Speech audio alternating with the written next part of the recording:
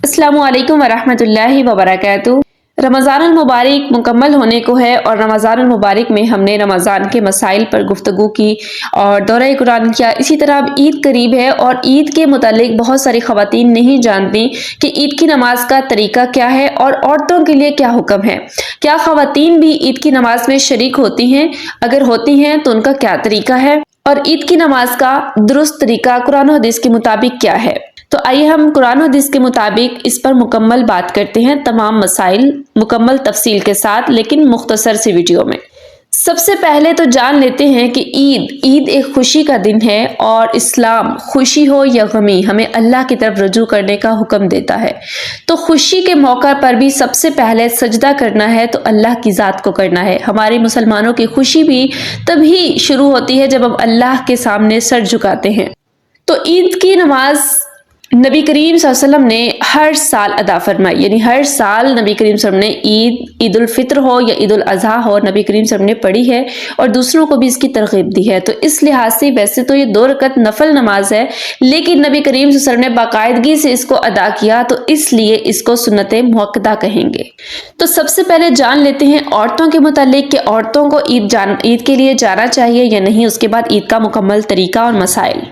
सही बुखारी और मुस्लिम की रिवायत है, सैयदा उम्मे अतिया रज़ी अल्लाह अन्हा फरमाती हैं कि रसूलुल्लाह सल्लल्लाहु अलैहि वसल्लम ने हमें हुक्म दिया कि हम ईद के दिन औरतों को भी ईदगाह ले जाएं, हत्ता कि कंवारी लड़कियां भी आएं और हैज वाली औरतें भी, लेकिन वो नमाज में शरीक नहीं होंगी।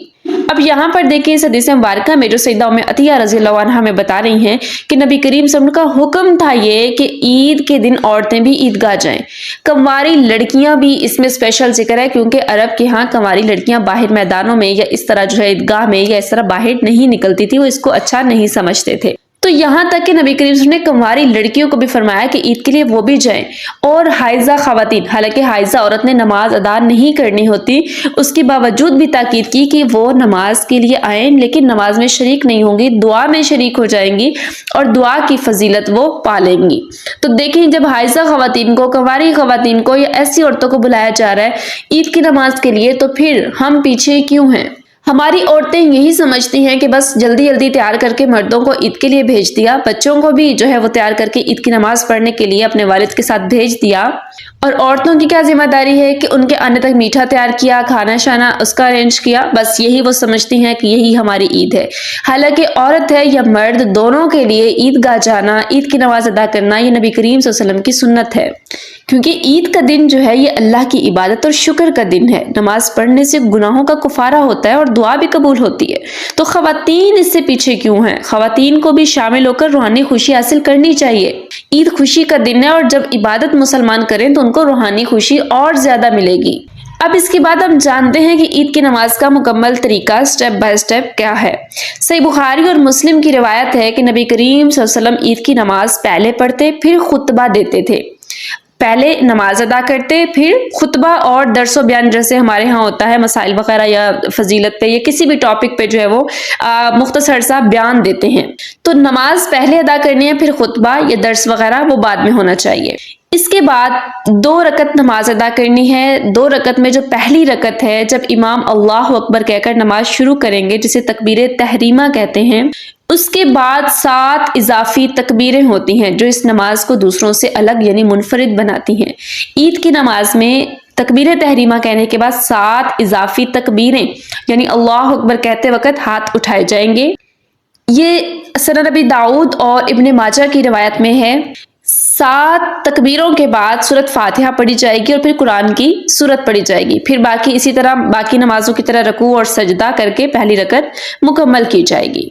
फिर इसी तरह दूसरी रकत में तकबीर तहरीमा के बाद 5 इजाफी तकबीरें जो है वो होती हैं। 5 तकबीर तहरीमा के अलावा ये तकबीरें हम गिनते हैं क्योंकि पहली में 7 इजाफी और दूसरी में 5 इजाफी तकबीरें जो हैं ये कही जाएंगी, अल्लाह अकबर कहते वक्त हाथ उठाए जाएंगे।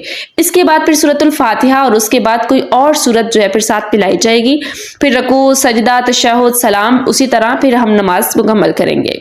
सनद अबी दाऊद और इब्ने माजा की रिवायत है कि रसूलुल्लाह सल्लल्लाहु अलैहि वसल्लम ईद की नमाज में पहली रकत में 7 तकबीरें और दूसरी रकत में 5 तकबीरें कहते थे। اب ہے کہ صورتیں اس میں جو ہے وہ کون سی پڑھی جائیں. نبی کریم صلی اللہ علیہ وسلم سے جو ثابت ہے، یعنی صحیح مسلم کی روایت ہے کہ رسول اللہ صلی اللہ علیہ وسلم سورہ قاف اور سورہ قمر یہ ادا کرتے، اور بعض اوقات سورۃ الاعلیٰ یا سورۃ الغاشیہ یہ بھی ادا فرماتے.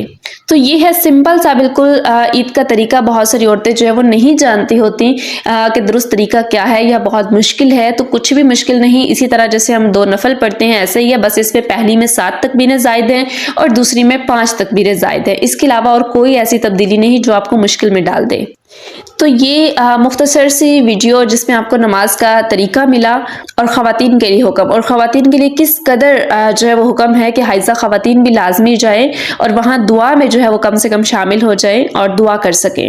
اس کے بعد عورتوں کے لیے خاص طور پر پردے کا اہتمام جو ہے وہ ساتھ میں لازم ہونا چاہیے، کیونکہ عید کا موقع ہے. عورتیں بن ٹھن کے تیار ہو کر خوشبو لگا کر جو ہے وہ باہر نکلتی ہیں، تو اس چیز میں احتیاط کرنی ہے. نبی کریم صلی اللہ علیہ وسلم نے فرمایا کہ کوئی عورت بھی خوشبو لگا کر گھر سے باہر مت نکلے اور خوشبو لگا کر ہمارے ساتھ نمازوں میں شریک نہ ہو. یعنی مسجد میں جانے کے لیے بھی خوشبو لگانے کی اجازت نہیں ہے.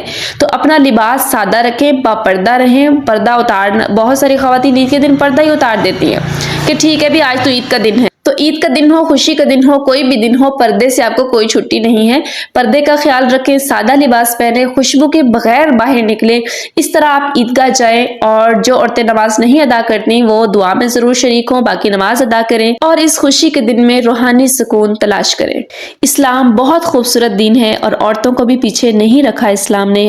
اب ہماری عورتیں خود پیچھے رہیں تو ان میں ان کا اپنا قصور ہے. اللہ تعالیٰ نے عورتوں اور مردوں کو دین میں برابر کا درجہ دیا ہے. اللہ تعالیٰ ہمیں اس سنت پر عمل کرنے کی توفیق عطا فرمائے. آمین یا رب العالمین.